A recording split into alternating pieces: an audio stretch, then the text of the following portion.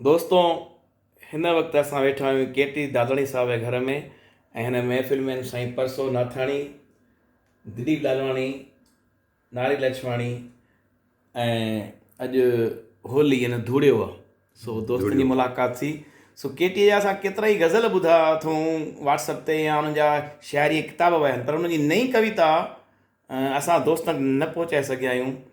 मां चाहियां थो हिकिड़ी ज़िक्र थियो हिकिड़ी नई कविता जो, जेको कंहिं वर्कशॉप में हुननि चई त हरीश वासवानी साहब खे पसंदि आई हुई। त जॾहिं कविता जो ज़िक्र निकितो त मूं चयो छो न खे रिकॉर्ड करे मां तव्हां तक पहुचायां। केटी दादलाणी साहब हिकु पंहिंजी कविता सां गॾु तव्हांजे साम्हूं।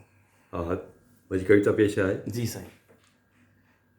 त इंसान खे फ़िक्रु आहे विश्व शांतीअ लाइ, इंसान खे फ़िक्रु आहे विश्व शांतीअ लाइ, जंहिंजो सबूत आहे न्यूट्रॉन बम, जंहिंजो सबूत आहे न्यूट्रॉन बम।